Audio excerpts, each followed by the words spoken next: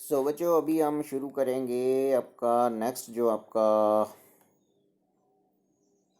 Topic है वो है आपका कॉम्बिनेशन ऑफ रेजिस्टेंसेस। ठीक है, we will combine now resistances. So दो तरह के कॉम्बिनेशन होते हैं, जैसे कैपेसिटेंसेस में किया था हमने, यहाँ भी वैसा ही है। सो कॉम्बिनेशन ऑफ रेजिस्टेंसेस में फर्स्ट आएगा आपका कि resistance is in series. Okay, so resistance is in series. So series combination of resistances. Okay, so resistance is in series.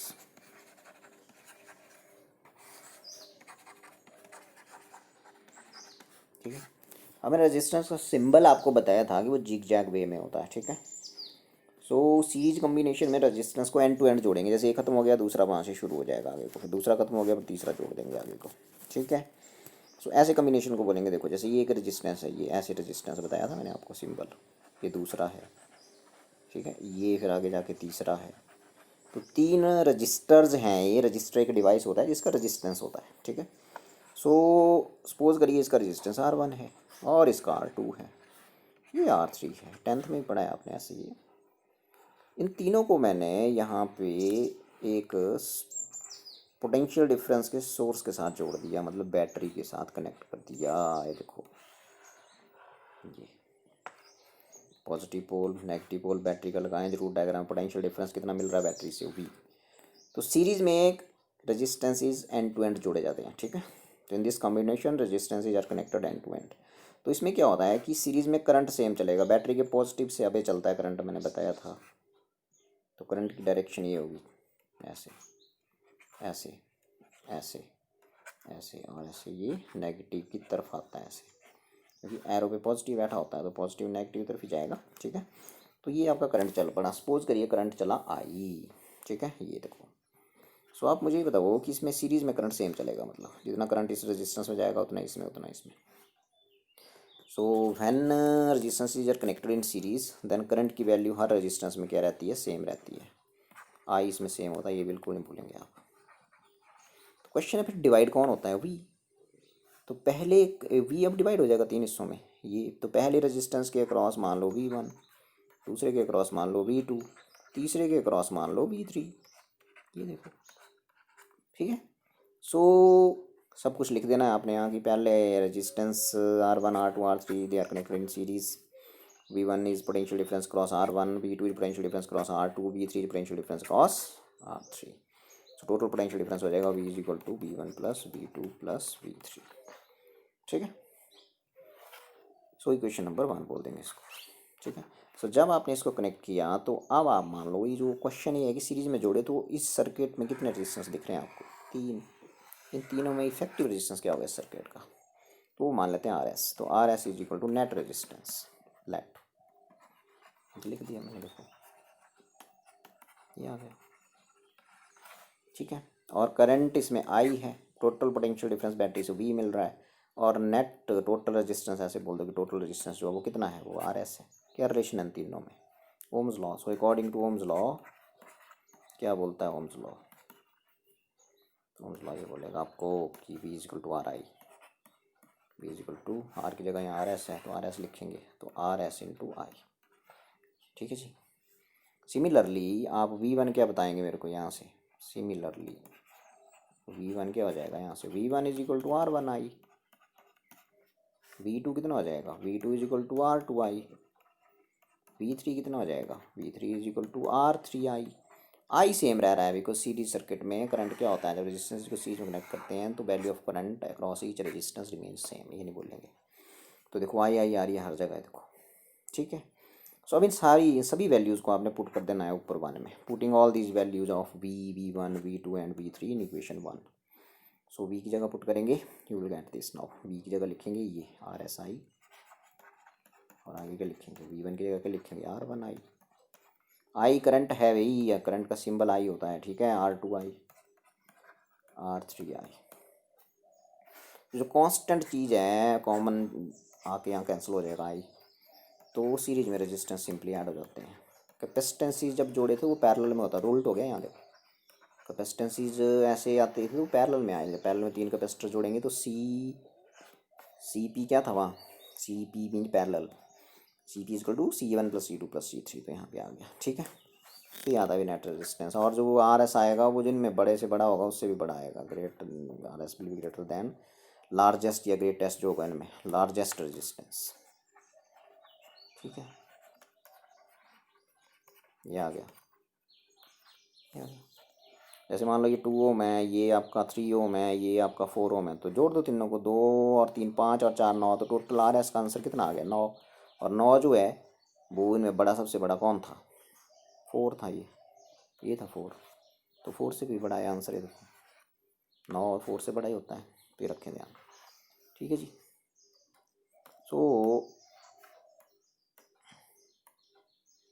यहाँ पे अब आपने ये सीख लिया यहाँ से।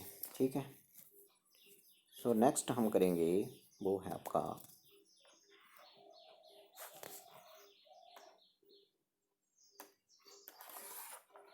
कि यदि ये आर एस था आपका, यहाँ पे लार्जेस्ट आ गया, मान लो आपके पास एन रजिस्टेंसीज हैं, कितने हैं एन रजिस्टेंसीज हैं, और हर की वैल्यू आर आर है, आर ऐसा करके आप 2n है। ठीक है, तो नेट रेजिस्टेंस क्या हो जाएगा, तो आर एस हो जाएगा, हर की जगह आर भरते जाओ, आर प्लस यहाँ पे 3 आर हो जाएगा, 4 है तो 4 आर हो जाएगा, और यदि है ही वो एन तो क्या हो जाएगा एन आर हो जाएगा, तो effective resistance will be n R, ये आ जाएगा। ठीक है, जैसे आपको क्वेश्चन पूछ लेता है कि मान लो 10 रजिस्टेंसीज हैं। ठीक है, 10 है टोटल, नंबर में कितने हैं 10 है, और हर का रजिस्टेंस 20 ओम है, सीरीज में जोड़ दिया इनको, सीरीज में जोड़ दिया तो इफेक्टिव रेजिस्टेंस कितना होगा, तो आर एस इक्वल टू मैंने बताया एन आर हो जाएगा। एन यहाँ कितने हैं नंबर में, वो 10 हैं, तो एन की जगह आपने नंबर देखना कितना, हर की वैल्यू सेम है 20 है, तो 10 इंटू एन, क्योंकि नंबर कितना है उनका 10, और हर की वैल्यू कितनी है 20, तो 10 इंटू नंबर या नंबर ऑफ रेजिस्टेंस इज 10, और आर की वैल्यू 20, तो ये 200 ओम आ जाएगा आपका। ठीक है, तो सीरीज में आपने ये नहीं भूलना कि करंट क्या रहता है, भी सेम रहता है, ये आपने बिल्कुल याद रखना है। ठीक है जी, सो यदि हम आगे चलें तो हम बात करेंगे कि अब रेजिस्टेंसीज को हम कनेक्ट कर देंगे पैरेलल में। ठीक है जी, सो रेजिस्टेंसी जब पैरेलल करेंगे तो इफेक्टिव कैपेसिटेंस निकालें, इफेक्टिव रेजिस्टेंस निकालेंगे, सो रेजिस्टेंसीज इन पैरेलल। ठीक है, तो रेजिस्टेंसीज को अब पैरेलल में जोड़ते हैं, रेजिस्टेंसीज इन पैरेलल। अभी सीरीज वाला खत्म हो गया ना, सीरीज में करंट सेम होता है। ठीक है, सो ये थोड़ा सा मैं इसमें भूल गया है, बताता हूँ आपको कि सीरीज़ में 2 क्वेश्चन इस तरह के भी पूछे जाते हैं कि जैसे ये 2 रेजिस्टेंस हैं पैरेलल में, चलो बाद में करते हैं थोड़ा, ये पोटेंशियल डिफरेंस जोड़ दिए हैं बैटरी से, थोड़ा ध्यान लगाएंगे यहाँ पे। B1 इसके क्रॉस पोटेंशियल डिफरेंस आया था, इसके क्रॉस B2 था, रेजिस्टेंस R1 था और ये R2 था, और करंट की वैल्यू दोनों में कितनी थी, सेम थी, I, इसमें भी I चला था करंट। ठीक है, सो ये सो क्वेश्चन ये है कि इफेक्टिव रेजिस्टेंस तो आ गया, 2 हैं, तो मैंने बताया कि R1 + R2 हो जाएगा। ठीक है, 3 वाला भी किया हमने। मैं ये पूछना चाह रहा हूँ कि जैसे ये V जो है आपका टोटल सोर्स से जो पोटेंशियल डिफरेंस मिला था V, इसके क्रॉस कितना आया था, पहले के क्रॉस V1, दूसरे के क्रॉस कितना आया था V2, तो V1 कितना होगा, तो V1 हो जाएगा ओम्स लॉ I R1। ठीक है, इसमें करंट कितना इनटू इस रेजिस्टेंस में I, और रेजिस्टेंस था कितना R1, तो V1 कितना होगा, क्या रिलेशन है तीनों में, ये। अब I की वैल्यू यहाँ पुट कर दो, तो I होगा टोटल पोटेंशियल डिफरेंस बैटरी से जो चला, ये करंट है ना, तो ओम्स लॉ लगाएंगे तो V/R होता है I, because V is equal to RI, so I is equal to V/R, तो यहाँ मैं V/R लिख देता हूँ। ठीक है, सो पर R जो होगा यहाँ वो टोटल रेजिस्टेंस होगा RS, तो RS की वैल्यू पुट करनी पड़ेगी यहाँ, तो यहाँ बन गया V/RS, तो ये बन गया RS इंटू R1, RS की वैल्यू भर दो यहाँ, R1 + R2, तो V1 कितना आ जाएगा, VR1 बटे RS की वैल्यू क्या है, R1 + R2। ठीक है, तो इतना पोटेंशियल डिफरेंस याद रखना है आपको, पोटेंशियल डिफरेंस अक्रॉस R1 कितना होगा, ये होगा, और potential difference across similarly R2 के अक्रॉस कितना होगा, इसके अक्रॉस कितना होगा, बिल्कुल ऐसे करना है, तो कितना होगा बोलो, V2 इज इक्वल टू, यहाँ R2 आ जाएगा, VR2 upon what, R1 + R2, बिल्कुल नहीं भूलेंगे, बिल्कुल सिंपल चीज़ है, याद रखनी है।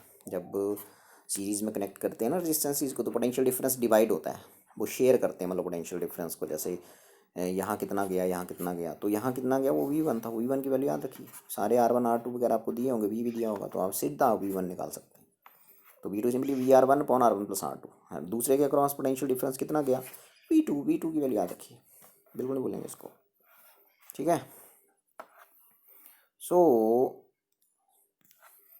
नेक्स्ट जो हम करेंगे वो है कि आपका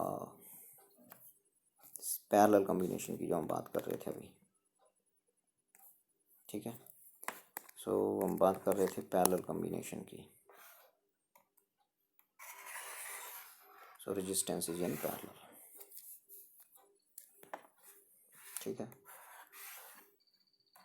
शुरू करते हैं। सो रेजिस्टेंस जो पैरेलल में जोड़ देंगे अभी, रेजिस्टेंस इज इन पैरेलल, ठीक है।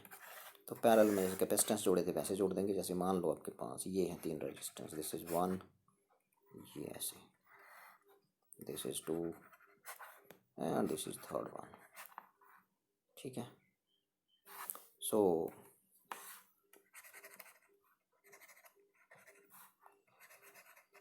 ये आ गए आपके। सो इनको आपने कनेक्ट कर दिया ऐसे, ये, ठीक है। एक एंड इसका किसी एक पॉइंट को देना, मान लो वो ए है, दूसरा एंड जो है इसका ये आपने किसी और पॉइंट को देना, मान लो ये पॉइंट बी है। वैसे इसका एक एंड ए को, दूसरा बी को। कैपेसिटेंस भी ऐसे जोड़े, इसका एक एंड ए को और जहाँ ये ख़त्म हो रहा है रेजिस्टेंस वहाँ से दूसरा एंड बी को, और फिर आपने यहाँ बैटरी लगा देनी है, पोटेंशियल डिफरेंस का सोर्स लगा दिया है, ठीक है। तो करंट पॉजिटिव से क्या चलता है, नेगेटिव, तो ये चला करंट। अब इसमें आपका करंट सेम नहीं होगा, करंट डिस्ट्रीब्यूट होगा। मान लो इधर चला गया I1, ये R1 था सपोज रेजिस्टेंस, और ये R2 है। इसकी तरफ करंट, यहाँ करंट का डिस्ट्रीब्यूशन होगा, ठीक है। और ये R3 इधर चला गया, R3 रेजिस्टेंस है और करंट इसमें चला गया I3। तो रेजिस्टेंसेस पैरेलल में जब होते हैं तो उनके क्रॉस पोटेंशियल डिफरेंस सेम रहता है। पोटेंशियल डिफरेंस जितना सोर्स का है, सोर्स का V है, तो इसके क्रॉस भी V होगा, इसके क्रॉस भी V होगा, इसके क्रॉस भी V होगा। सीरीज में करंट सेम और पैरेलल में पोटेंशियल डिफरेंस सेम, कभी नहीं भूलेंगे बात। मैंने कैपेसिटेंस सीरीज में भी जब पढ़ाया था तो बात की थी। तो V सेम होगा इसमें, तो potential difference across each resistance will remain same. तो डिस्ट्रीब्यूशन किसका होगा, करंट का। तो करंट जो वो डिस्ट्रीब्यूट हो गया आपका, पहले में I1 चला गया, दूसरे में I2 चला गया, तीसरे में I3 चला गया। तो मेरे को ये बताओ कि फिर टोटल करंट कितना चला था, I1 प्लस I2, फिर यही हुआ ना डिस्ट्रीब्यूट। टोटल जो बैटरी से चला था ये था वो I, ठीक है। ये ऐसे जाके फिर यहाँ ये तीनों ऐसे निकल के यहाँ फिर मिल के I हो जाएगा, तीनों आ जाएंगे नहीं, I1 यहाँ से आएगा, I2 यहाँ से, I3 यहाँ से, और फिर I आ गया। देखो ये पॉजिटिव से चल के करंट को नेगेटिव पे आना ही आना है, ठीक है। तो I1 plus I2 plus I3, पिछले आर्टिकल में हमने यहाँ क्या लिखा था, V1 plus V2 plus V3, V equal to है ना। सो अब इस सर्किट का इफेक्टिव रेजिस्टेंस कितना होगा, क्वेश्चन ये है। मान लेते हैं RP, ठीक है। अब तीनों में क्या रिलेशन है, फिर वही जैसे पहले किया, इसको इक्वेशन 1 बोल दो। तीनों में वो रिलेशन है कि वो I क्या होता है, फिर I होता है टोटल पोटेंशियल डिफरेंस बटे टोटल रेजिस्टेंस इस सर्किट का। RP मान लेते हैं, Ohm's law, I equal to V upon RP। Similarly मेरे को बताओ I1 क्या होगा, I1 हो जाएगा, V तो सेम है R1, V upon R1। I2 क्या हो जाएगा बोलो, V अपॉन R2, ठीक है। और आपका I3 हो जाएगा V अपॉन R3। ये सभी वैल्यूज़ को I1 I2 I3 की सभी वैल्यूज़ को यहाँ पुट कर दो 1 में। देयरफॉर I की जगह लिखेंगे V upon RP is equal to V upon R1 plus V upon R2 plus V upon R3। तो मैंने बोला जो कॉमन चीज़ है यहाँ V कॉमन आके कैंसिल हो जाएगा, तो यहाँ 1 1 बचेगा, ठीक है। तो 1 अपॉन RP, तो ये आया देखो आंसर। ऐसा सीरीज़ में आता था जब कैपेसिटेंस को जोड़ते थे हम, और यहाँ किस में आ रहा है, पैरेलल में। 1 upon R2 plus 1 upon R3, बिल्कुल याद रखेंगे इस चीज़ को, ठीक है। सो ये आएगा भी रेजिस्टेंस। और यदि मान लो मैंने जैसे स्पेशल केस आपको बताया था कि वो N है, यदि वो N है मान लो,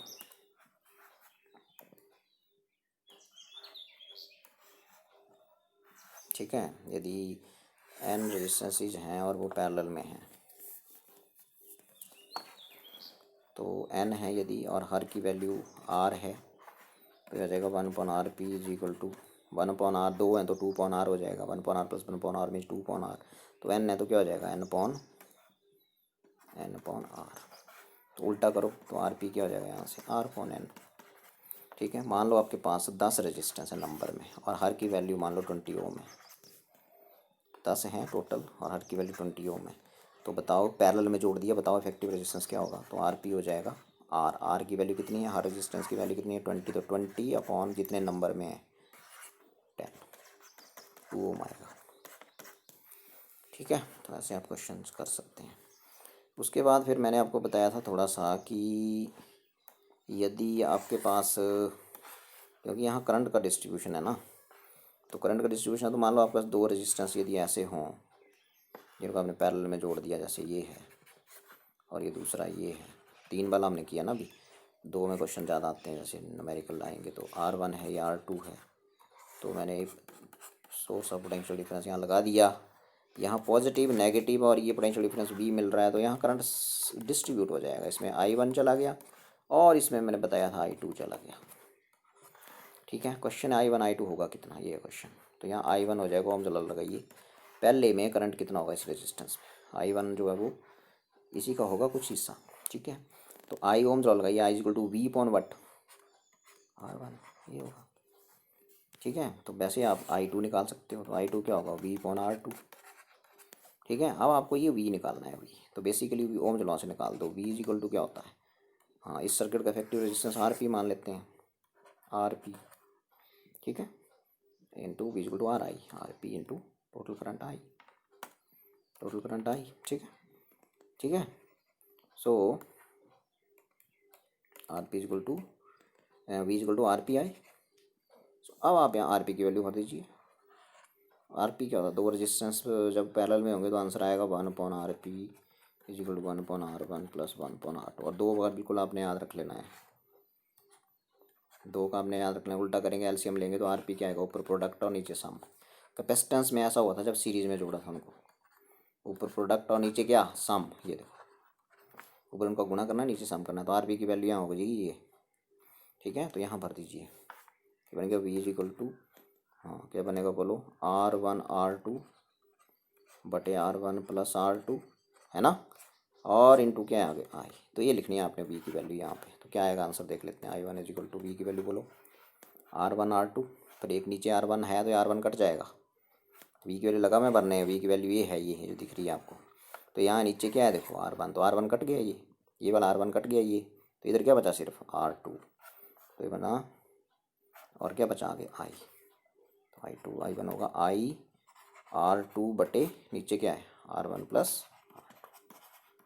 सिमिलरली यहाँ भरो I2 क्या होगा, यहाँ बोलो V की वैल्यू भरो, यहाँ R2 कट जाएगा, देखो यहाँ R2 कट जाएगा, इससे इस V की वैल्यू में सब्स्टिट्यूट करूँगा या V की वैल्यू, तो R2 कट जाएगा, यहाँ बचेगा R1 I को पहले लिख दो IR1 बटे R1 प्लस R2। तो ये बिल्कुल नहीं भूलना है आपने कि डिस्ट्रीब्यूशन ऑफ करंट होगा यदि 2 रेजिस्टेंस जब पैरेलल में जोड़ रहे हैं हम, तो पहले के क्रॉस करंट कितना जाएगा, दूसरे के क्रॉस करंट कितना जाएगा, बिल्कुल नहीं भूलना है ना, क्योंकि जो डिस्ट्रीब्यूट हो रहा है वो करंट है। यदि वो करंट है तो फिर पहले में कितना करंट गया, दूसरे में कितना गया, टोटल करंट तो बैटरी से मिल जाएगा, ये पहले में I1 गया, दूसरे में I2 गया, ये वाला जो था I2। क्वेश्चन है कि इसका फॉर्मूला क्या है, तो ये बिल्कुल नहीं भूलना है।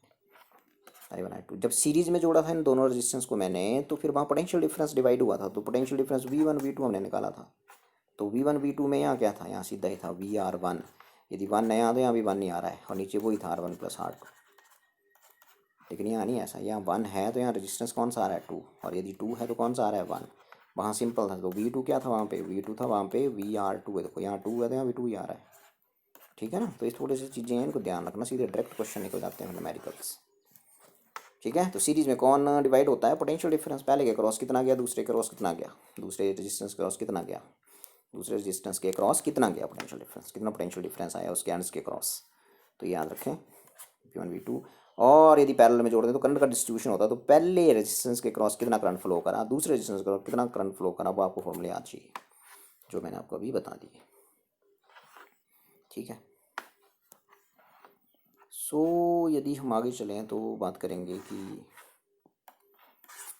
आपके पास जो कार्बन रजिस्टर्स होते हैं, कार्बन रजिस्टर्स, ठीक है, कार्बन रजिस्टर्स, ठीक है। तो ये कार्बन के जो रजिस्टर्स होते हैं इनमें बेसिकली 4 बैंड्स होते हैं, दे कंसिस्ट ऑफ 4 बैंड्स, ठीक है। सो ये होता है कार्बन के रजिस्टर की शेप होती है ऐसे, 1 band, second band, third band और लास्ट वाला चौथा बैंड, ठीक है। ये कलर्स होते हैं इन बैंड्स के, पहला बैंड ये B1 आ गया, दूसरा B2, तीसरा B3 और चौथा आ गया आपका B4, ठीक है। अब क्वेश्चन ये उठता है कि यदि ये बैंड्स हैं तो क्या रिप्रेजेंट करते हैं, ये कार्बन रजिस्टर है, ये रजिस्टर कार्बन का बना है, मतलब ये और कुछ नहीं है। इसमें ऐसी शेप होती है इसकी, सिलेंडर होता है, सिलेंड्रिकल शेप, छोटा सा होता है, सिलेंड्रिकल शेप टाइप होती है इसकी। सो B1 जो है बेसिकली ये रिप्रेजेंट करता है, इसकी वैल्यू होगी ना कुछ, तो फर्स्ट फिगर, ठीक है। B2 जो बैंड है वो रिप्रेजेंट करता है सेकेंड फिगर, B3 जो बैंड है वो रिप्रेजेंट करता है डेसिमल मल्टीप्लायर, डेसिमल मल्टीप्लायर, और B4 है बेसिकली वो रिप्रेजेंट करता है टोलेरेंस, टोलेरेंस का मतलब होता है लिमिट ऑफ एक्यूरेसी, ठीक है, कि प्लस माइनस में टोलेरेंस होती है कि इतना आगे जा सकता है, इतना मतलब रेंज होती है एक्चुअली, ठीक है।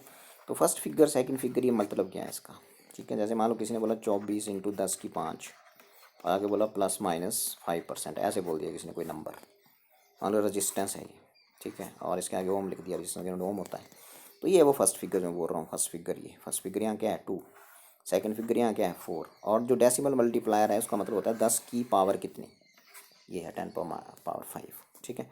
और टोलरेंस मैंने बोला एक लिमिट होता है कि ये कोई नंबर है तो इसकी रेंज है एक्चुअली, +5% ऐड करेंगे थोड़ा आगे चला जाएगा, -5% करेंगे थोड़ा पीछे चला जाएगा। जैसे कोई 9 है तो मान लो 9.01 पे चला गया, 03 पे चला गया, और इधर को थोड़ा कम हो गया, है ना, ठीक है।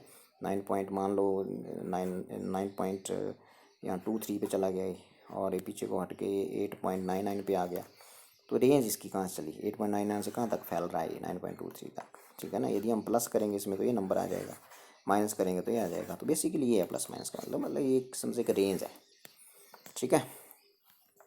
सो फर्स्ट फिगर मैंने बता दिया, सेकंड बता दिया, तो मैं थर्ड बता दिया, फोर्थ बता दिया, ठीक है। अब क्वेश्चन ये आता है कि ये करेंगे कैसे, तो इसमें आपने एक वो याद रखने के लिए आपने रख लेना याद, एक सेंटेंस रख लेना याद कि ये B रॉय ऐसी स्पेलिंग लिखनी है आपने, जो बड़े बड़े अक्षर लिख रहा हूँ मैं, of Great Britain, great Britain England मतलब, ठीक है। Great Britain has a, sentence है कि ये वाक्य है एक, has a very good wife bearing, very good wife bearing, पहना हुआ उसने gold silver necklace, gold silver necklace, ऐसे याद रखने के लिए सेंटेंस बनाया हुआ है ये कार्बन रजिस्टर के केस में। और मुआसिल बोर्ड पता नहीं इस क्वेश्चन को क्यों डालता है, क्या इसमें है समझ नहीं आती, बार बार आता है क्वेश्चन, है इसमें कुछ भी नहीं, ठीक है। तो इसमें जो लिखी है जो सेंटेंस आपने याद किया, इसमें बड़े बड़े अक्षर देखो, कैपिटल लेटर्स को देखो, जहाँ जहाँ मैं टिक लगा रहा हूँ वो कलर्स को रिप्रेजेंट करते हैं, कलर्स जहाँ मैं टिक लगाई कलर्स को रिप्रेजेंट करेंगे, गोल्ड सिल्वर, और ये एन का मतलब यहाँ 9 कलर होगा, ठीक है।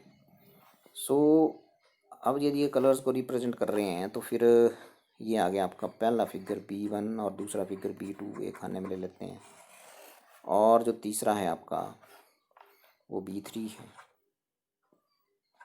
ठीक है, और जो चौथा है वो टॉलरेंस है, B4 है, ठीक है। सो बेसिकली हुआ क्या,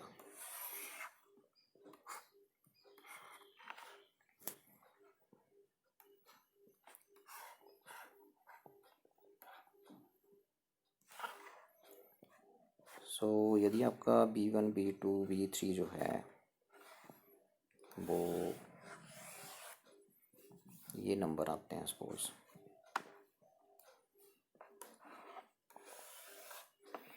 सो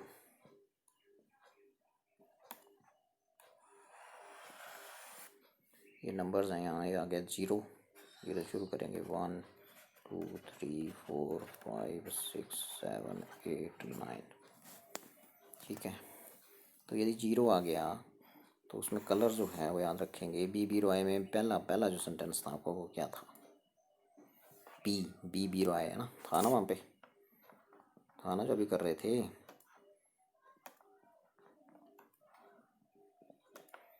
तो पहला आएगा वो ब्लैक कलर, BLACK, ठीक है।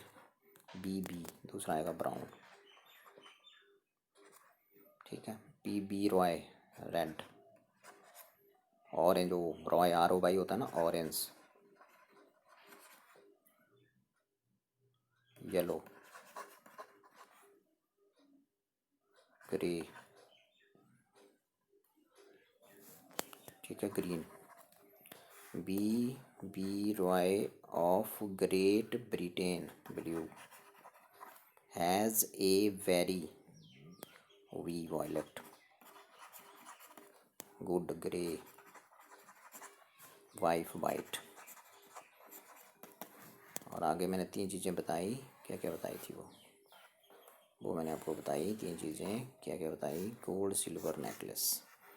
सो यदि आपको गोल्ड कलर दिखता है, सिल्वर दिखता है चौथे रिंग पे, या नेकलेस में नो कलर, कोई कलर नहीं दिखता है, तो फिर आपने क्या करना है?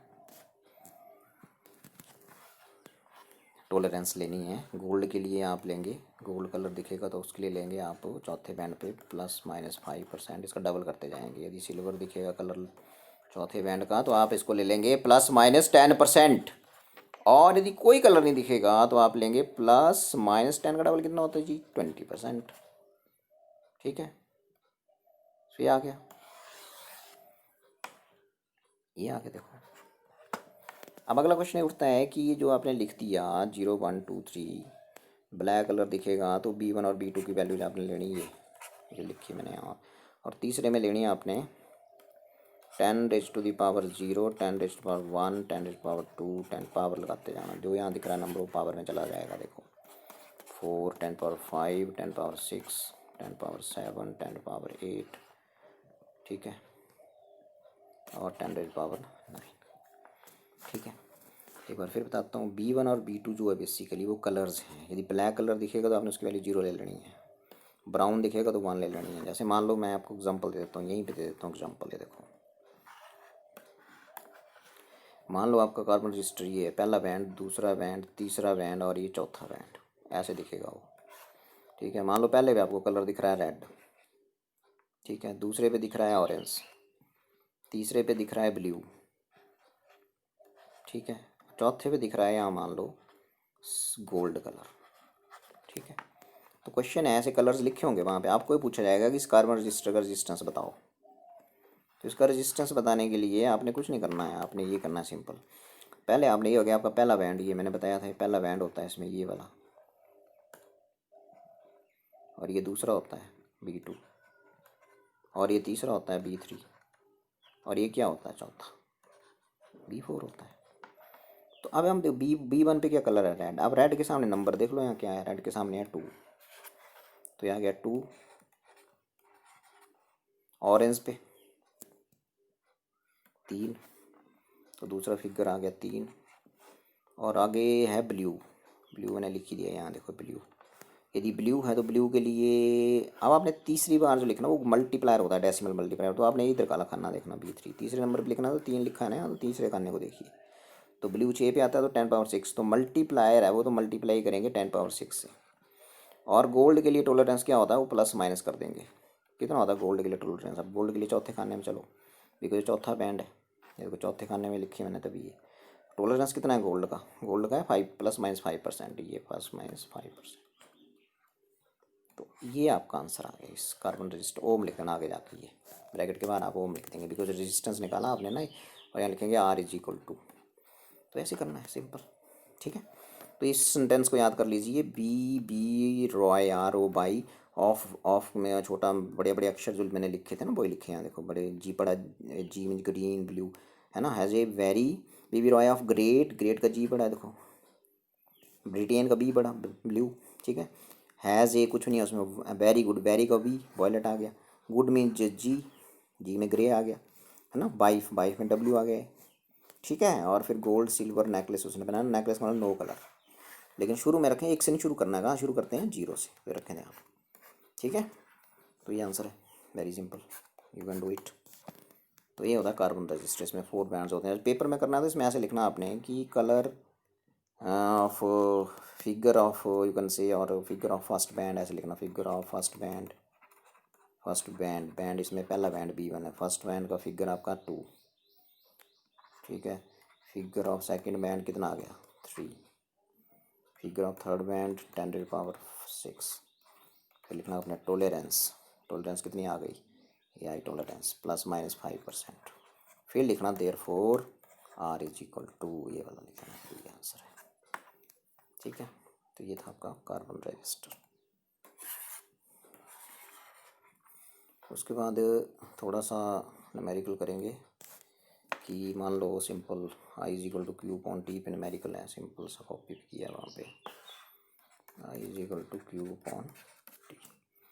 सो मैंने बताया कि Q आपका Ne भी होता है, E जो चार्ज ऑन इलेक्ट्रॉन है, N number of free electron है, चार्ज ऑन फ्री इलेक्ट्रॉन ये है, कैसे ले सकते हैं इसको। ठीक है, सो मान लो एक लैंप में 300 मिली एम्पियर करंट फ्लो कर रहा है, I, दिस इज I, ये दिया I आपको। ठीक है, तो बताओ 1 मिनट में कितने फ्री इलेक्ट्रॉन उसमें फ्लो कर जाएंगे, ये है क्वेश्चन।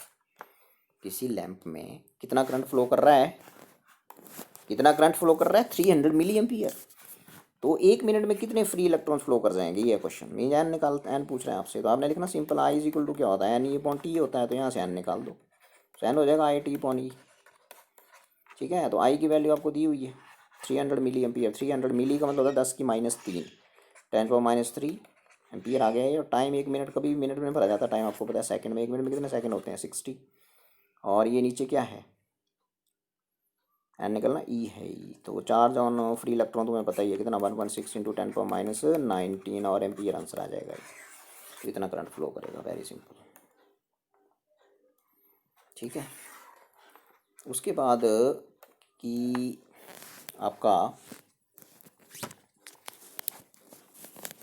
आपका जो नेक्स्ट न्यूमेरिकल हम कर सकते हैं इसके ऊपर, वो बड़ा सिंपल है और इम्पोर्टेंट है, आप याद रखेंगे इसको। ठीक है, सपोज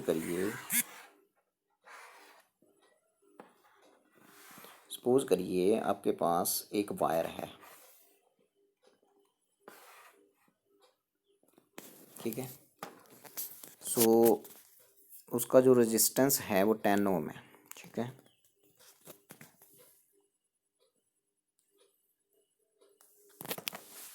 और उस वायर को आपने स्ट्रेच किया, ठीक है, उस वायर को आपने क्या किया, स्ट्रेच किया।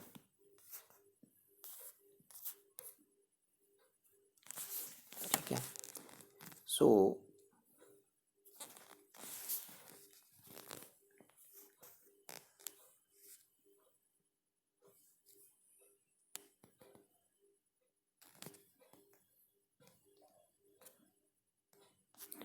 उस वायर को आपने स्ट्रेच किया। So I am now saying this question hair,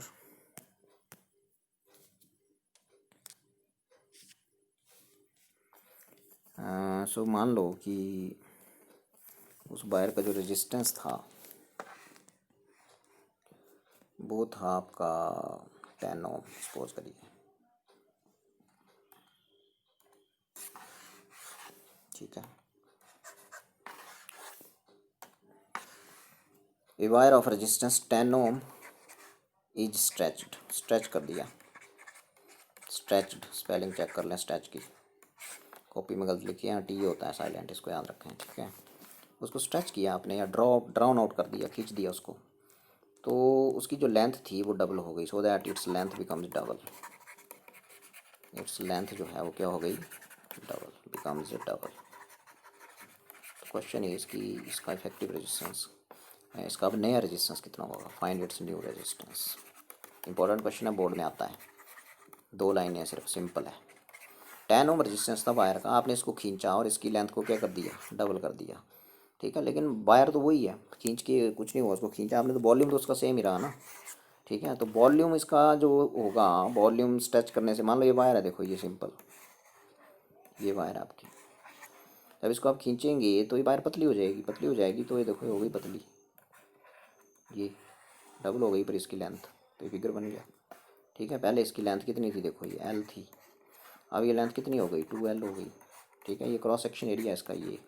अभी सर्कल यहाँ छोटा हो गया तो क्रॉस सेक्शन एरिया जो है नया, मान लो ये डैश, ये पुराने वाले का आधा हो जाएगा, तो ये प्रूव करना पड़ेगा आपको। तो जितना वॉल्यूम वही रहा है इसका, वॉल्यूम दोनों का सेम है। सो वॉल्यूम जितना स्ट्रेचिंग के बाद है उतना ही स्ट्रेचिंग से पहले है। वॉल्यूम आफ्टर कर लेते हैं पहले, volume remain same means volume after stretching is equal to volume before stretching, volume before stretching, ये आ गया। वॉल्यूम होता है cross section area into length, cross section area ये है, लेंथ ये है। ठीक है, और यदि आफ्टर वाला है तो डैश डैश बोल दो, तो एल डैश जो है वो बेसिकली मैंने कितना बोला है, 2L। ठीक है, सो बिफोर स्ट्रेचिंग वाली को बोल देते हैं बिफोर स्ट्रेचिंग, बिफोर स्ट्रेचिंग ये था ये into L, cross section area into length होता है वॉल्यूम। सो यहाँ एल डैश की जगह 2L लिख दो, तो ए डैश निकालो यहाँ से, तो बन गया AL अपॉन एल डैश, तो बन गया AL अपॉन एल डैश कितना है, नई लेंथ स्ट्रेचिंग के बाद डबल कर दी, ट्रिपल भी कर सकते हैं क्वेश्चन में, तो ये 2L, एल कट गया। तो जो नया क्रॉस सेक्शन एरिया है वो पुराने वाले क्रॉस सेक्शन एरिया का हाफ हो जाएगा, ये मैंने पहले बता दिया था आपको। तो ये चीज़ करनी है आपने पहले। ठीक है, कि जो नया एरिया है बच्चों वो क्या हो जाएगा, आधा हो जाएगा, एरिया नहीं, area of cross section, cross section area जो है वो पुराने वाले का क्या हो जाएगा, हाफ हो जाएगा। ठीक है, अब आपको पता है कि रेजिस्टेंस की बात हो रही है, तो रेजिस्टेंस वायर का होता क्या है। सो रेजिस्टेंस जो होता है वायर का वो बेसिकली फॉर्मूला तुम्हें पता है, वो होता है ये R is equal to rho L upon A, rho resistivity उस वायर के मटेरियल की। ठीक है, तो ये हो गया रेजिस्टेंस बिफोर स्ट्रेचिंग। तो आफ्टर स्ट्रेचिंग वाला क्या है बोलो, R dash is equal to rho, resistivity change नहीं होती, डायमेंशन डिपेंड नहीं करती, रो ही रखेंगे, एल डैश अपॉन क्या हो गया, ए डैश। ठीक है, तो इसको आप सॉल्व कर, this is resistance after stretching. तो आर डैश कितना हो गया यहाँ से बोलो, रो, अब लेंथ की वैल्यू करो, 2L हो गई थी, लेंथ डबल हो गई थी, क्रॉस सेक्शन एरिया आधा हो गया था। ठीक है, तो इसको सॉल्व करो, तो ये 2 ऊपर जाएगा, इससे मल्टीप्लाई हो जाएगा, क्या आ गया 4, और आगे क्या बचा, रो एल अपॉन क्या बचा ए। अब रो एल अपॉन ए तो रेजिस्टेंस था स्ट्रेचिंग से पहले, तो इसको क्या लिख सकते हैं, इसको क्या लिख सकते हैं, आर, तो बनेगा 4R। तो नया रेजिस्टेंस जो होगा वो पुराने वाले रेजिस्टेंस का 4 टाइम्स हो जाएगा। पुराने पहले वाला यदि 10 था तो आप कितना हो जाएगा, आर की जगह 10 मत दो, स्ट्रेचिंग से पहले है 10, 40 ओम आंसर आ जाएगा इसका, नया रेजिस्टेंस 40 ओम होगा। ठीक है, बोलने का मतलब ये है कि यदि आपकी स्ट्रेचिंग के बाद किसी चीज़ को स्ट्रेच किया, किसी मटेरियल को आपने स्ट्रेच किया, तो यदि लेंथ में चेंज आता है, ठीक है, तो फिर रेजिस्टेंस जो है वो आपका, ये फार्मूला आपने फिर याद रखना कि रेजिस्टेंस जो है बेसिकली वो, यदि स्ट्रेचिंग के बाद लेंथ चेंज हो तो रेजिस्टेंस ऐसे वेरी करता है लेंथ के साथ, इस स्टार में याद रखेंगे। ठीक है, जब लेंथ आपने डबल कर दी तो डिस्टेंस 4 गुना नहीं हो गया, तो इसमें सिंपल कर सकते थे कि R1 2 फॉर्म बनाओ इसका, R2 upon R1 is equal to क्या हो जाएगा, L2 अपॉन L1 का स्क्वायर, 1 2 फॉर्म में हो गया इसका। अब जो नई लेंथ है बच्चों वो 2L है, जो नई लेंथ है वो, जो नई लेंथ L2 है वो पुराने वाले का कितना है, 2L, तो डबल है, मतलब ये देखो डबल है ना इसका, ये जो L2 है वो डबल है L1 का। ठीक है, यहाँ पुट कर दो, तो ये देखो ये यहाँ स्क्वेयर L1 कैंसिल हो जाएगा, तो 2 का स्क्वेयर कितना होता है, 4 होता है, तो R2 is equal to 4R1, तो is equal to 4 into R1 10 था तो 40। तो मतलब यदि आपने ये मल्टीपल चॉइस क्वेश्चन टाइप में करना है ना, तो ये चीज़ याद रखनी है, कितना टाइम लगा इसमें, लेकिन बोर्ड स्टाइल में करना है ना, बोर्ड एग्ज़ाम के तौर पे करना है, तो फिर आपको ऐसे ही करना पड़ेगा जैसे मैंने ऊपर कराया। तो याद रखें, यदि आफ्टर स्ट्रेचिंग मटेरियल की लेंथ चेंज होती है तो रेजिस्टेंस लेंथ के कैसे प्रोपोर्शन करता है फिर एल स्क्वायर। तो ये सिंपल हिंट दिया मैंने आपको, ये ट्रिक है, ये ट्रिक करने का। ठीक है, और फिर आगे यदि चलें, हम तो फिर मान लो कि स्ट्रेचिंग के बाद आपकी मटेरियल की डायमीटर चेंज हो रही है, क्या चेंज हो रही है, डायमीटर। तो मान लो एक वायर थी, उसका रेजिस्टेंस कितना था, 4 ओम सपोज, इसको स्ट्रेच किया और इसका डायमीटर आधा हो गया, स्ट्रेचिंग के बाद इसका diameter becomes half of its original value, तो find its new resistance.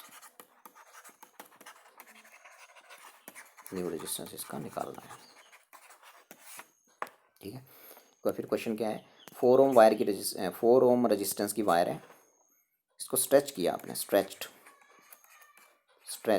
Stretch किया, तो इसका डायमीटर क्या हो गया, पुराने वाले डायमीटर का आधा हो गया, तो नया रेजिस्टेंस क्या होगा, यह क्वेश्चन। ठीक है, तो इसको शुरू करते हैं, इंपॉर्टेंट क्वेश्चन है ये भी। सो आप अपनी चीज़ ध्यान में रखेंगे कि जो स्ट्रेचिंग होगी इस वायर की वो होगी, जैसे मान लो ये वायर है आपकी, ये ठीक है, तो इसकी जो लेंथ है वो L है, तो इसका जो डायमीटर है वो क्रॉस सेक्शन ये है ना, इसका क्रॉस सेक्शन सर्कुलर है इसका ना, क्रॉस सेक्शन कैसा है इसका, सर्कुलर है, तो डायमीटर ये होगा ना यहाँ से यहाँ तक, तो सर्कल का एरिया कितना होता है बताओ मेरे को आप, πr²। ठीक है, तो और रेडियस जो होती है वो डायमीटर के रूप में क्या फार्मूला होगा, रेडियस जो होती है वो डायमीटर का क्या होती है, आधा होती है, तो रेडियस की जगह d/2 लिख दिया, तो बन गया πd² क्या बन गया ये 4। तो एरिया ऑफ क्रॉस सेक्शन जो है वो डायमीटर के रूप में लिखना है ना, तो πd²/4 लिखना है, रखें ध्यान। ठीक है, तो मैंने बताया कि स्ट्रेच करने के बाद ये वायर पतली हो जाएगी, तो लेंथ इसकी यदि L है, डायमीटर यहाँ D है, तो फिर स्ट्रेचिंग के बाद ये ऐसा हो जाएगा, इसके ऐसे 4 टुकड़े हो जाएंगे, इसे ऐसा समझ लो आप, बराबर बराबर 4 टुकड़े ये हो जाएगा। नई लेंथ जो आएगी निकालेंगे, निकाल के बताएंगे, वो पुरानी वाली लेंथ का जो होगी ना वो 4L होगी। सो लेट अस चेक करना कैसे होगा ये। सो मैंने बताया था कि वॉल्यूम इसमें चेंज नहीं होता है, तो volume after stretching is equal to before stretching है ना, वॉल्यूम रिमेंज, वायर तो वैसे ही है, volume after stretching, volume before stretching. ठीक है, तो यहाँ से आप देख लो कितना आया है। सो वॉल्यूम आपका आ जाएगा इज इक्वल टू, लगा दो यहाँ पे, वॉल्यूम रिमेंज सेम। सो वॉल्यूम होता है cross section area into length, dash वाला बोल देते हैं बाद वाला है ना, ये तो ये डैश L है, शुरू वाला क्या था स्ट्रेचिंग से पहले AL। अब मैं ये बोल रहा था, ये जो बात कर रहा था मैं कि एरिया जहाँ दिखेगा वहाँ आपने ये लिखना है, ये πd²/4 लिखो यहाँ पे, πd'⁴/4 इंटू L', और यहाँ पे लिखना πd²/4, डैश नहीं लगाने यहाँ पे, ये आ गया एरिया, क्रॉस सेक्शन एरिया। ठीक है, अभी 4 कट जाएगा, पाई भी कट जाएगा। तो क्वेश्चन ये उठ रहा है कि जो डायमीटर है, क्वेश्चन में मैंने बोला था इसका डायमीटर पहले D है, तो अब स्ट्रेचिंग के बाद हाफ हो गया है, तो D' की जगह d/2 लिखना है, लिखिए d/2, लेकिन स्क्वायर है इसका, स्क्वायर लगाइए, L' is equal to d²L। ठीक है जी, तो यहाँ से आपका क्या बन जाएगा, d²/4 L' is equal to d²L, तो d² कट जाएगा, तो A4 आपका इधर चला जाएगा, A4 है आपका वो इधर चला जाएगा, तो L' कितना आ गया, ये बता रहा था मैं आपको कि L' कितना आ जाएगा। ठीक है, सो L' आ जाएगा यहाँ से, L' आपका यहाँ से आ जाएगा 4L, ये मैंने ऊपर बनाया था फिगर की, लेंथ इसकी शुरू वाली लेंथ का 4 टाइम्स हो जाएगी। अब रेजिस्टेंस पे चलते हैं, तो रेजिस्टेंस का फॉर्मूला होता है, रेजिस्टेंस बिफोर स्ट्रेचिंग हो जाएगा ρL/A, और आफ्टर स्ट्रेचिंग हो जाएगा, रो तो चेंज नहीं होता, डायमेंशन पे डिपेंड नहीं करता, L' लगा देना आपने बाद में। ठीक है जी, तो अब आप यहाँ से R' निकालना हमारा टारगेट है, तो आप यहाँ से R' निकाल दीजिए। हाँ, तो यहाँ से यदि मैं आपको बोलूँ डायमीटर के रूप में लिखना रेजिस्टेंस को, तो क्या फार्मूला बनेगा उसका, वो देखो आप जी, R हो जाएगा यहाँ से, बोलो, रो आ गया ना, आ गया रो L/A, क्या बताया मैंने, πd²/ क्या बताया था, 4 ऊपर लिख दो। ठीक है, ये बताया था ना, तो रेजिस्टेंस यहाँ से हो गया आपका ये 4ρL/πd²। ठीक है, तो फिर R' क्या हो जाएगा बताओ, R' हो जाएगा इसी की तरह, 4 तो सेम ही रहेगा, हाँ, L' हो जाएगा यहाँ बटे पाई सेम रहेगा, यहाँ हो जाएगा D' का होल स्क्वायर। तो इस R' के ऊपर हमला करो अब, तो R' हो जाएगा 4ρ पाई, L' कितना आया था 4L जो निकाला ऊपर, ये निकाला होगा 4L अपॉन डी डैश कितना आया था, टाइम तो दिया हुआ पुराने वाले का था, तो D/2 का स्क्वायर। ठीक है, सो यहाँ से यदि मैं इसको सॉल्व करता जाऊँ तो मेरे पास आने वाला है R' इज इक्वल टू क्या बन गया, 2 ऊपर जाएगा स्क्वायर होके, तो ये बन गया आपका कितना हो गया, 2 का स्क्वायर कितना होता है 4, 4 और 4 16 हो गया। तो 16 को मैं बाहर लिख देता हूँ, ये 2 ऊपर जाएगा ना, 2 का स्क्वायर है, 2 का स्क्वायर 4 होता है, 4 वहाँ पहले ही है ऊपर, 4 चौके 16 हो गए, 4 4 जा 16, तो 16 आ गया। बाकी क्या बचा लिखाओ 4 रो और क्या बचा L बटे क्या बचा पाई डी स्क्वायर, ये देखो ये बचा। अब ये चीज़ जो है तो शुरू वाला रेजिस्टेंस है जो स्ट्रेचिंग से पहले था, देखो तो इसकी जगह आर लिख दो, इसका मतलब 16R, तो नया रेजिस्टेंस पुराने वाले रेजिस्टेंस का 16 टाइम्स हो जाएगा। लगा पता? सो जो नया रेजिस्टेंस है बच्चों वो हो जाएगा R' is equal to 16R। तो 16 इंटू शुरू वाला मैंने 4 ओम दिया क्वेश्चन में, तो ये हो गया 64 ओम आंसर होगा। तो ये बोलने का मतलब क्लियर हुई बात। सो मतलब यदि मैं आपको हिंट दूं इस क्वेश्चन का, तो इसका जो हिंट है बेसिकली वो यही है कि यदि स्ट्रेचिंग के बाद डायमीटर में चेंज हो, वाई पहले लेंथ में चेंज हुआ था तो मैंने बताया था resistance directly proportional to L square, यहाँ यदि ऐसे हो तो आपका ये फॉर्मूला आपने याद रखना है, डायमीटर की पावर जो आपका डायमीटर है उसकी पावर क्या हो जाएगी 4 हो जाएगी यहाँ नीचे, ये डायमीटर की पावर 4। तो ऐसे फिर 1 to फॉर्म इसका बना सकते हैं। ठीक है, तो 1 to फॉर्म बनाएंगे तो you will get your answers very quickly. ठीक है, सो इस क्वेश्चन में डायमीटर क्या किया था हमने, आधा कर दिया था ना, डायमीटर आधा कर दिया था, तो अब 1 to फॉर्म क्या होगा इसका R1/R2 इज इक्वल टू, उल्ट करेंगे तो D2 ऊपर चला जाएगा, D1 नीचे, और ये बन जाएगा इसका 1 to फॉर्म। इन्वर्सली है ना यहाँ, इसलिए 1 नहीं आया, यहाँ क्या आ गया 2।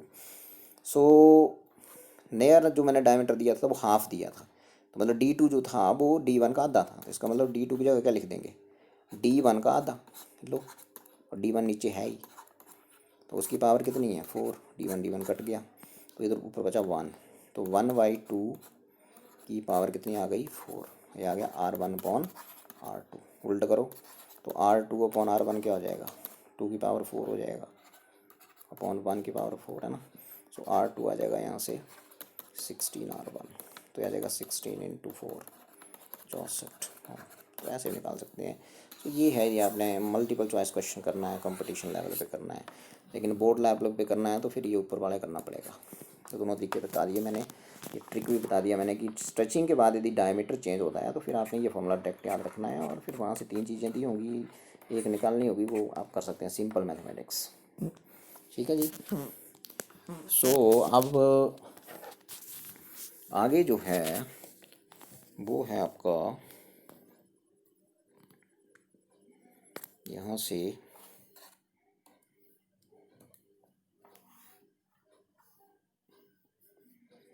न्यूमेरिकल हम और करेंगे, वो है आपका कि वो नेक्स्ट है आपका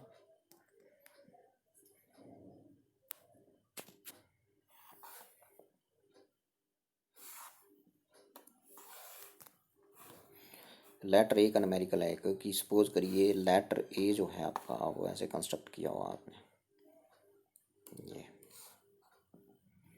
यूनिफॉर्म वायर से ऐसे बिल्कुल सेंटर में ऐसे इधर को वायर डाली हुई है, ऐसे लेटर ए बन गया। अभी ऐसी वायर से कंस्ट्रक्ट किया हुआ है जिसका 1 ओम रेजिस्टेंस है पर सेंटीमीटर लेंथ पे, 1 ओम पर सेंटीमीटर पे है, मतलब 1 सेंटीमीटर लेंथ पे रेजिस्टेंस 1 ओम है। ठीक है, 1 ओम पर सेंटीमीटर। ठीक है, तो इसका मतलब क्या हो गया कि ये टोटल जो इस इधर वाले की लंबाई है वो टोटल 20 है, तो इधर वाले की भी 20 है, और बीच वाले की 10 सेंटीमीटर दी हुई है, और एंगल 60 डिग्री दिया हुआ है सपोज, ऐसा क्वेश्चन में लिखा हुआ है वहाँ पे। ठीक है, ठीक है, ये वाली लेंथ 20, ये वाली भी 20, और ये बीच वाली बिल्कुल मिडल में है ये 10, तो अपेक्स एंगल बोलते हैं उसको, अपेक्स एंगल 60 डिग्री है। तो आपने इन 2 पॉइंट्स के बीच इफेक्टिव रेजिस्टेंस निकालना है इस लेटर का, पी और क्यू के बीच, या एक्स और वाई के बीच। तो बिकॉज यूनिफॉर्म वायर है, ये टोटल लेंथ यदि 20 है तो 1 सेंटीमीटर लेंथ पे 1 ओम रेजिस्टेंस है, तो 20 सेंटीमीटर लेंथ पे 20 ओम हो जाएगा, 20 ओम हो जाएगा, तो यहाँ से इसका टुकड़ा हो रहा है, तो 10 ओम इधर बचेगा, 10 ओम इधर बचेगा। कैसे, इधर भी 10 ओम बचेगा, इधर भी 10 ओम बचेगा, और बीच में 10 ओम है ही। तो ये फिगर फिर ऐसे बन जाएगा, देखो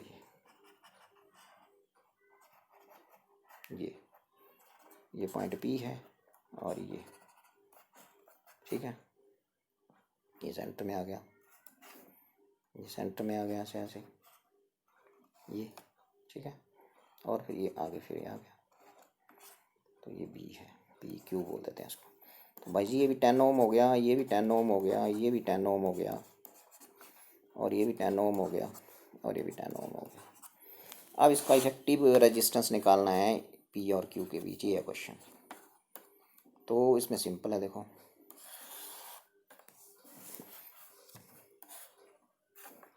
बहुत ही सिंपल है। अब ये जो 10-10 है, ये मैंने बोला ये जो बेंड है इसको आप सीधा कर दो, तो 10 और 10 एंड टू एंड मतलब सीरीज में हो गए दोनों। 10 और 10 कैसे दिखेंगे आपको, सीरीज में दिखेंगे। तो ये 10 और 10 जब सीरीज में होंगे तो सीरीज में ऐड हो जाते हैं, तो 20 बन गया इनका, ठीक है। तो 20 बन गया, तो इन दोनों का फिर मिला के एक ही रह गया ये, ठीक है। तो आप ऐसे से रिड्यूस हो गया। और यहाँ से जो बैंड लगा है ये इधर को, इसको सीधा कर दो इस तरफ को। यहाँ जो बैंड लगा है नीचे की तरफ, इसको भी सीधा कर दो इधर को। तो क्या बन जाएगा देखना ज़रा, ये बन जाएगा इधर को, देखो इधर चला गया पी, ठीक है। और यहाँ पे एक रेजिस्टेंस भी है बीच में, ये वाला, ये, ठीक है। सो यदि ये आपका चला गया इधर को, तो इधर 10 ओम रेजिस्टेंस था, ये पी है, ठीक है। आगे चलें तो फिर ये बीच वाला भी तो है, ये वाला भी 10 नहीं है। और फिर मैंने बोला ये नीचे को है, इसको आपने इधर दिखाना है, ये, और पी यू पॉइंट यहाँ चला गया, ऐसे बना सकते हैं इसको आप, ठीक है। ये भी 10 नहीं है, 10 ओम, और ये भी कितना है 10 ओम। लेकिन बात ये थी कि जो ऊपर वाले हैं इनका दोनों का मिला के 20 रह गया है, तो यहाँ से बनाएंगे इनको ऐसे मजे से। अब ये देखो 20, और ये आ गया यहाँ पे 20 ओम। अब ये 20 और 10 कैसे हैं, देखो इसका एक एंड इस पॉइंट को जुड़ा हुआ है, दूसरा एंड इसका एक एंड इधर ही है, इसका दूसरा एंड दूसरा एंड इसका इधर जुड़ा हुआ है, देखो ये, और इसका इधर जुड़ा हुआ है, इसका मतलब पैरेलल में है दोनों। तो 20 और 10 जब पैरेलल में होंगे ना, 20 और 10 जब पैरेलल में होंगे तो क्या आंसर आएगा।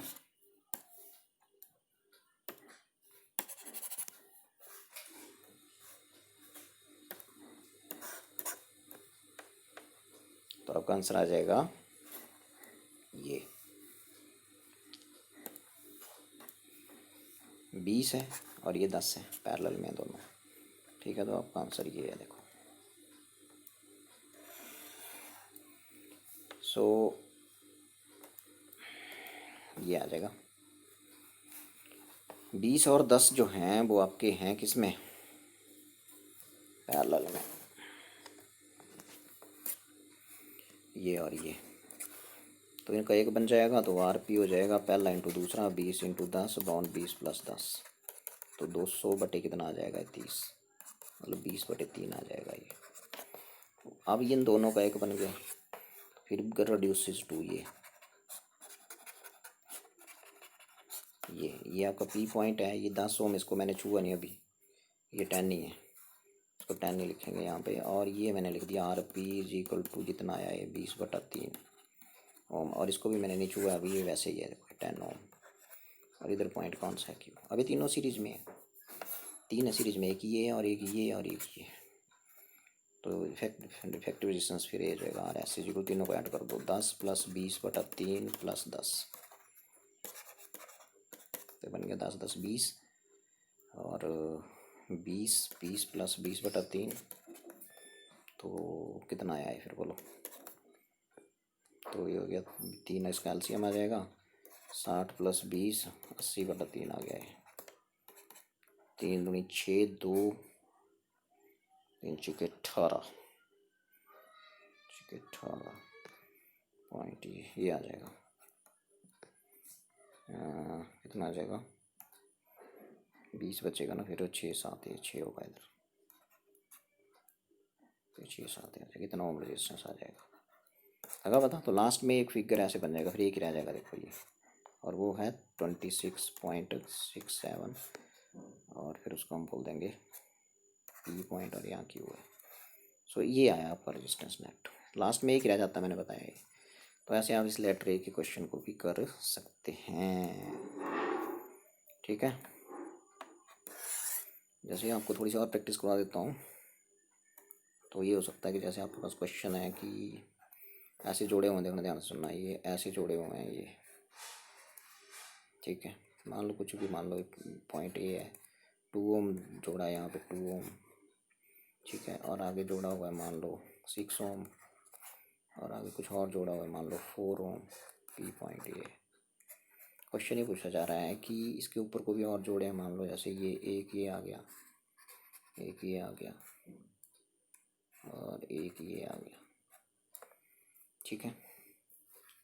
तो मान लो 1 ओम है, ये 2 ओम है, और ये 3 ओम है।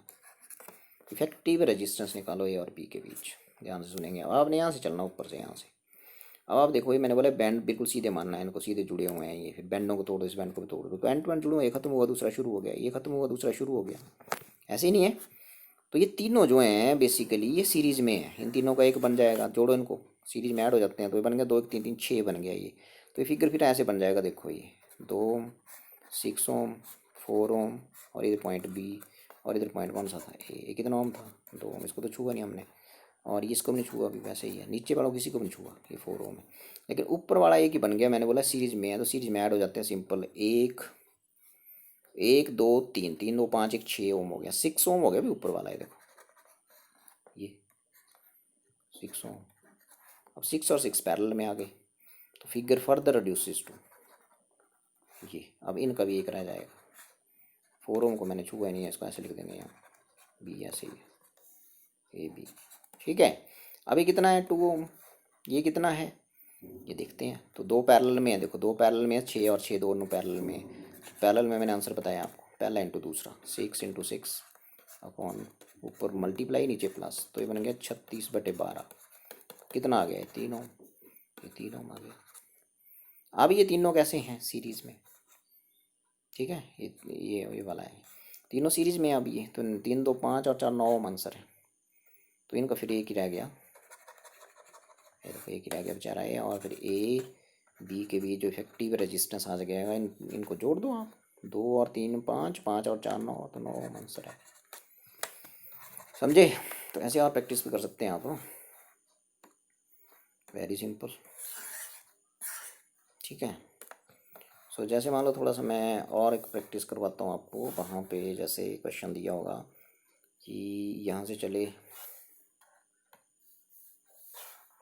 यहाँ से चले आप ऐसे, कुछ भी दिया हुआ है यहाँ पे, लेकिन ऊपर की तरफ जो सर्किट है ये थोड़ा सा, ये भी दिया हुआ है यहाँ पे, और एक तीसरा भी यहाँ दिया हुआ है वैसे ही मान लो, और बी पॉइंट है, ये पॉइंट ए है, ठीक है। ये कितना था आपका 2 ओम, ठीक है, वैसे ले लो। ये कितना था 4 ओम, वैसे ले लो। चलो इसको कुछ और ले लेते हैं, 8 ओम। ऊपर की तरफ आप ये देखो, ऊपर की तरफ मैंने ऐसे ऐसे बना दिया 1, और फिर मैंने ऐसे ऐसे बना दिया 2, फिर मैंने ऐसे ऐसे भी बना दिया 3, और फिर मैंने ऐसे ऐसे भी बना दिया है, देखो, ठीक है। ऐसा सर्किट दिया है, आप बताओ क्या होगा। तो मान लो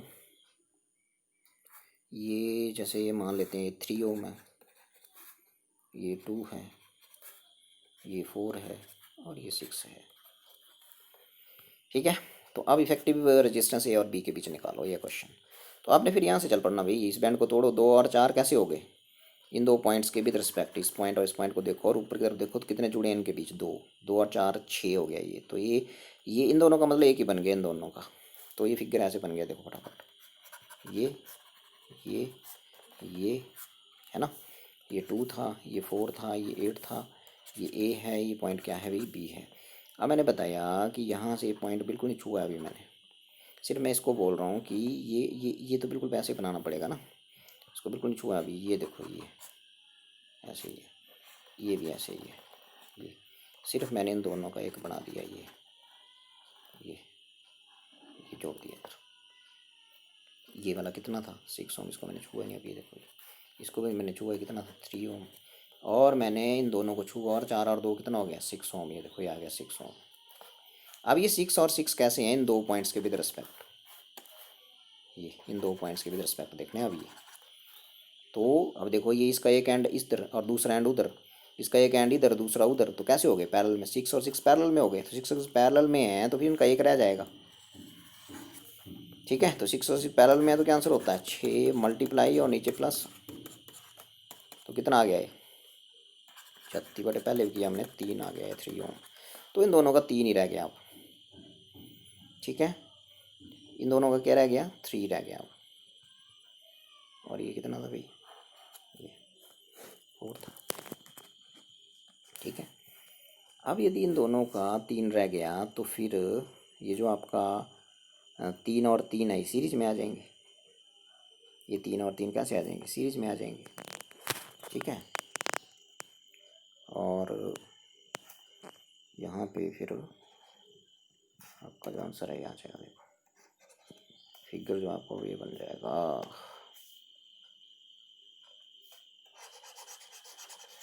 ये आ रहा है आपका आंसर,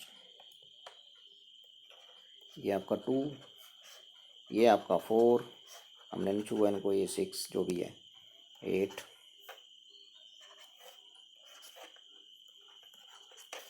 तो यहाँ से अब हम चले और हमने आपको ये बताया कि यहाँ ये 3 तो वैसे ही है, इसको तो ऐसे रहने दो, लेकिन ये जो इन दोनों का 6 और 6 को मिला के जो आया है ये 3 आ चुका है।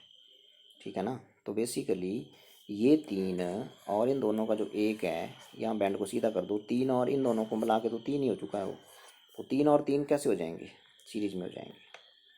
तो इसको आप ऐसे बना सकते हैं, ऐसे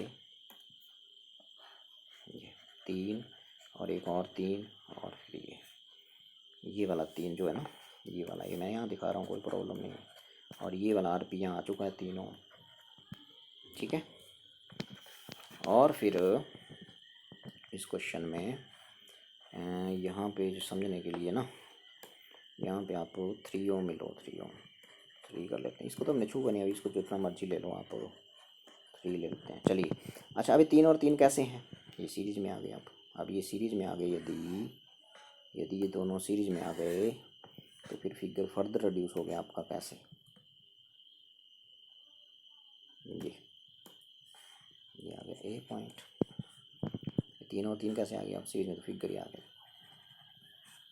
इन दोनों का एक बन गया, इधर 6 और इधर नीचे 3 है, और इधर मान लो कुछ भी है 8 है, 3 और 3 कैसे आ गए सीरीज में, इनका एक बन गया ये, और नीचे कितना आ गया 3, और इधर 2 है, और इधर कितना है 8 है।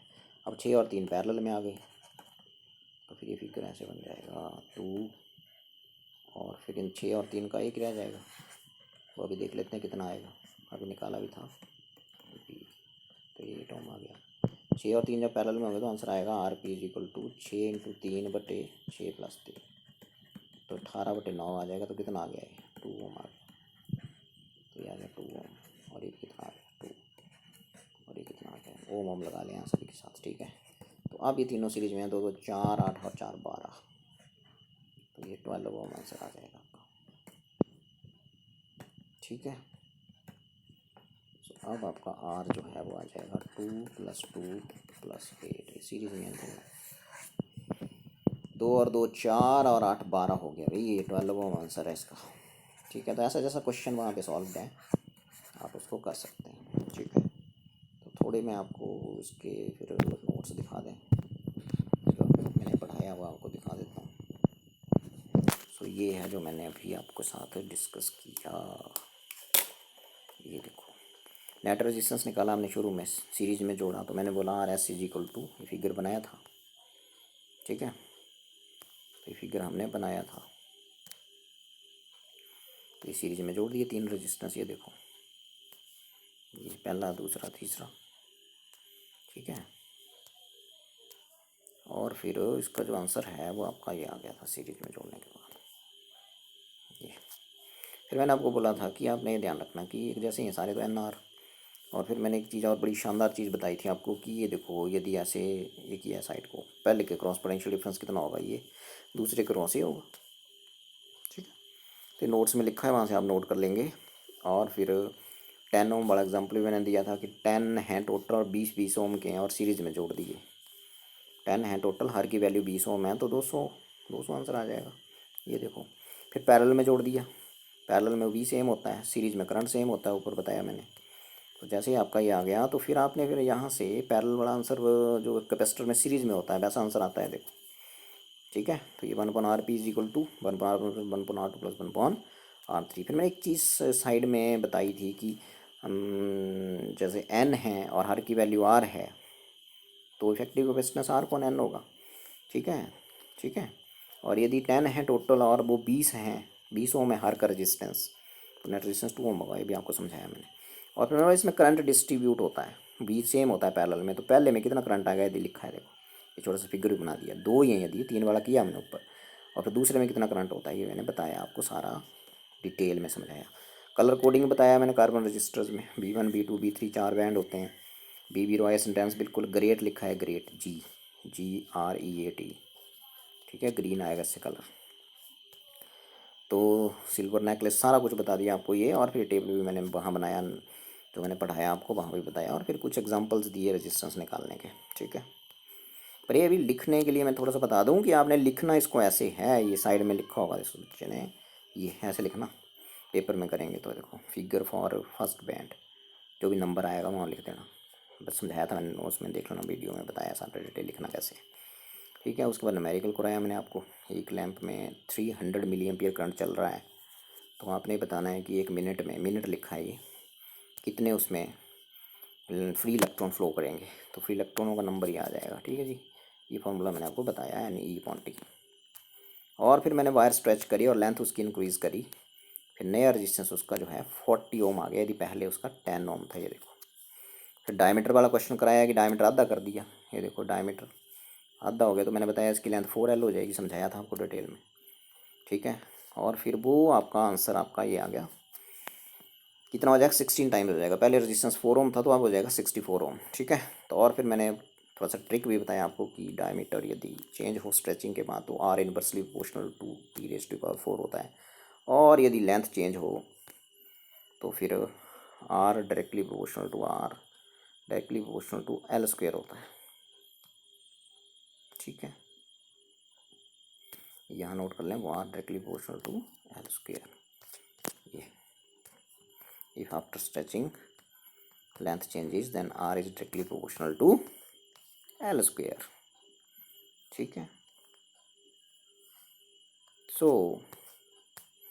फिर लेटर A का क्वेश्चन करवा दिया मैंने आपको। ये देखो यहाँ किया हुआ है सारा, ये आंसर भी आ गया इसका 26 पॉइंट ये समथिंग जो भी आया था वहाँ पे। और फिर हमने आपको ऐसे 2 न्यूमेरिकल करवाए, ये वाला भी करवा दिया। ठीक है, नोट्स में भी बताया मैंने, और ये वाला भी करवा दिया मैंने, है ना। और इसके बिल्कुल सिमिलर न्यूमेरिकल मैंने करवाया, ये जो है ये बिल्कुल सिमिलर, वीडियो में देख सकते हैं आप। और फिर ये, तो आज के लिए फिर इतना ही। और उम्मीद करता हूँ कि आप वीडियो देखेंगे बड़े ध्यान से, और 2-2 बार देखेंगे, 3-3 बार देखेंगे, और तभी नोट्स को लिखेंगे। डायरेक्ट नोट्स ना लिखें, वीडियो देख लें, उसको समझ लें, बड़े सिंपल तरीके से समझाया गया है, तभी नोट्स लिखें, तभी मज़ा आएगा नोट्स लिखने का। Okay okay then.